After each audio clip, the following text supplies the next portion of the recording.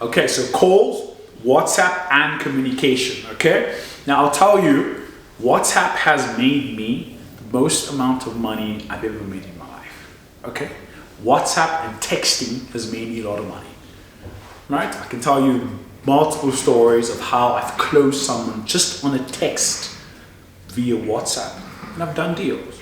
Okay, even the 154 million rand property I sold a couple of months ago, I did so via text. I messaged the guy who's this guy's worth 1.5 billion, one of his properties, rand. I texted him at 12 a.m. midnight to tell him something related to an agreement which he said yes to, and we closed the deal. All because of WhatsApp. Now, and I would have not been able to have that spark of inspiration at 12 and perhaps call it and have him answer, right? But I did via text and via WhatsApp. So I give a lot of credit to the use of WhatsApp today, and I encourage it a lot. A lot of people always want to call me, but it's quicker, to be in the sales environment and be able to relay a message in an instant, right? And I of course I give so much thanks, but my point is that I want you to never shy away from texting people, especially people who are multimillionaires, because you'll find that they may not have the time to sit and answer your call, especially if you're going to come in and think that you're going to control that particular call at the beginning of you knowing them, when they don't even know what kind of value you can offer or not, right? So do not shy away from WhatsApping people. Okay, it's made me a lot of money. So just keep that in mind when it comes to communication. WhatsApp works, texting works in this day and age. Right, I'll move that slide. All right, so how to introduce yourself, right? So now you of course will have a link to your profile, to the mandated property group website profile, and you use that, right, as your WhatsApp signature, right? Now, in most cases, actually at all times when I message someone for the first time, I've never messaged. I will use my template, which will have my signature, my name and surname, being a managing director of Mylandlord mandated property group, and then I'll have my link, so much that the message populates my face or the link, because my link has a picture of me. Right? My point is that you want to use certain things like that to create a lot of confidence when you communicate with people on WhatsApp, so that they know who you are and what you do from the get-go. Okay? Now, and creating a template like that and texting when you do call, after you call people, you speak to them on the phone, is very imperative, as opposed to you sending them a hi, this is Nkululeko, we just spoke, with nothing on there. There has to be some sort of signature so people know that you are in the business and you're serious about the business. Okay? So keep that in mind. And sounding confident and unscripted. Now, this comes with knowledge, and comes with training, and it comes with listening and learning to the information that I've created for you. Okay. Now, you also have me, but you also have each other. When I say each other, you have each other enough to partner up and script and go through scripts and go through the information related to handling objections and closing transactions, so that you become comfortable when you do and when you're on the phone with the client, because you never want to practice on someone that you want to close, right? You want to get to that person already prepared. You want to get there with a knife that's already that's a knife that's already sharp, that you've sharpened before you got there, as opposed to going to a sword fight with a sword that isn't sharpened with the hopes that you'll sharpen it during the fight. It doesn't work, right? This is why you find people who will tell you that they've been learning from experiences for 50 years, right?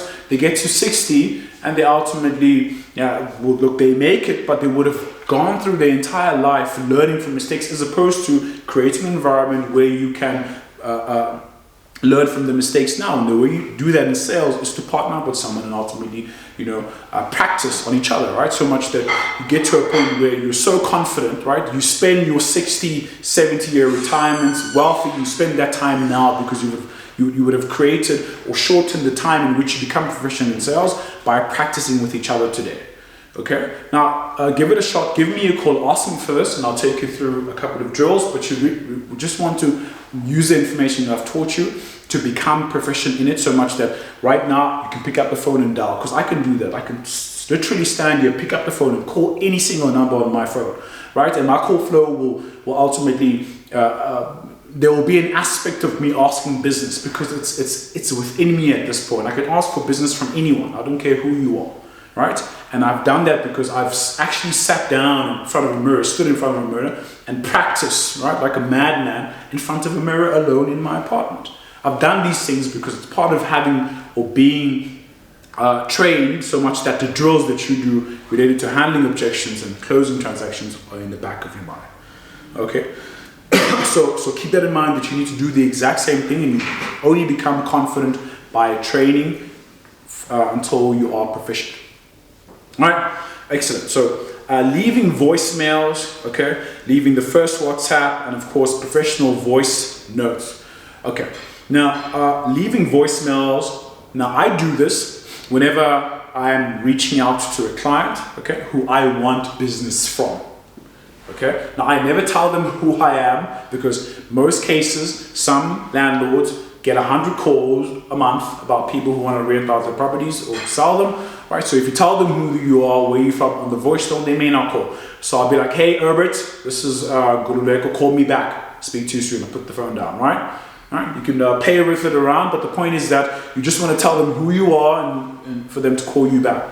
Okay, what you can also do is leave a WhatsApp, but whichever method you choose from there, you want to reach out and want to make sure that someone has good enough reason to call you. So with me, when I leave a voice note, I don't tell them who or where I'm from ultimately, but I tell them where I am, so if they call me back, they want to know who's this calling me, right? Or when I send them a text, I'll make sure I put the information related to me, of course, there, but I ask them a question because I want them to engage in my WhatsApp so much that they engage, if that makes sense. So I always want to do or say something when I know what the answer could be or is going to be back, because there we get to ultimately communicate, be in communication, right? It can never be a one-way street, it's always going to be a two-way street. But there's an art of doing it. We can, run through it more, ask me questions about it, and I'll give you certain tips and tricks to actually be proficient in this communication, especially the texting one, because I love it. All right, and then professional voice notes. Right, so whenever you send a voice note, you just want to make it very short, not too long, very short. 10-15 seconds, ask a question, and ask so you get an answer, all right? But it's very simple. Just make sure whenever you send a voice note to a client, you make it very quick and short. Because taking the time to do this is the same as calling someone to give all their attention to you. And attention in this day is very expensive, right? Or it costs a lot. So you need to make sure that you give people the opportunity to choose to give that energy back to you by not making it too long. Okay, so persistence and information filters. Okay, so following up ultimately is in the sales training course, right? And just send me the info track. So I'll start with the first one. Following up, you need to always ensure that you follow up with people, but you never, ever, ever, ever want to use the words follow up. Never do it. Never text them. Never say them on the phone. No one cares about you following up. Okay? No one cares. So you never ever think, hey, look, I'm just following up on our conversation. No one really cares whether you're following up or not. But what they do care about is themselves. So you want to ask someone the last question you ask them. Hey, have you ultimately thought about doing this with me or not? Right? If they don't answer, you ask them the same thing. Look, have you thought about it? You never really want to be like, I'm following up. Just remember that. I'll make it very short. If you don't take anything from this particular short segment, just take this. Never ever use the word follow up with anyone. Ask them what you asked them before. Just continue the conversation where they didn't answer you, right? It's a small tip and trick. I'll leave this for the PDF. I don't want you to necessarily take the time to pause right here. Okay, so adversity and crisis management, right? Handling angry clients and delivering bad news. Handling angry clients is simple, just agree. Okay, if you go back to the sales and the objection and sales training, okay, the number one trait that you need to develop right now is to agree with people. So whoever's angry at you, for whatever reason, it could be your fault or not, take full responsibility as if it is your fault, but just agree with them, right, and interject what you actually mean. Okay, it'll help you defuse the person, okay, and it'll help you ultimately stay in communication with them as a person that potentially dropped in the line. Okay, and people do that whenever you're outbound calling them. They do that whenever they don't want to speak, but it's up to you to ultimately control that by agreeing with them. So you defuse them, and then you interject with what truth or what it is that you actually want to convey or actually mean, right?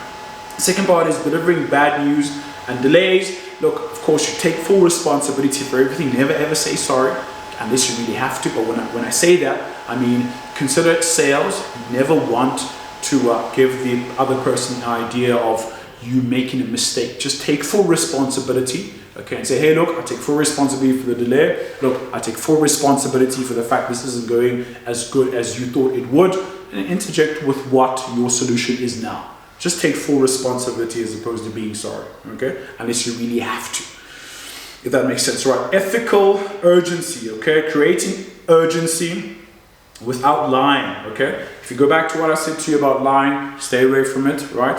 Always create urgency, right, by means of honesty. Look, tell the person why you want them to do this now, okay? Tell them that, look, man, I know that you want to spend another day or two thinking about this, but look, would you consider doing this with me right now? Look, it helps me, it helps my family, right? It helps me pay my admin. It helps me, be able to pay my bills today, man. Let's do the deal, right? You really want to be honest with the person, because at the end of the day, it does benefit you if they do business now as opposed to later. And people have no problem helping the other person. I've had many people who've decided to do business with me today because I've asked them to, right? And just being up and honest and asking them, hey, look, man, do this with me now. You know I own a commission, man. You know this is the only way I get to make a living. Help me out. Let's do a deal today, right? Create urgency by telling the truth because it benefits you anyway. Okay, so locking down the clear next step. Look, with that, it's always comes down to really closing them enough to get into the next step, so that it gets to a point where you exchange, you do the final exchange, whether it's you giving them the property, ultimately them giving you the money, but you always want to make sure there's a next step that's going to go towards your destination. Okay, all right, I'll leave you with this quote. Precision in speech reflects precision in practice. Property practitioners who master objection handling and follow-up cadence command their fees and earn lifelong trust. Speak with authority, listen with intent, and that's exactly why I tell you to keep on practicing. But let's move on to the next slide.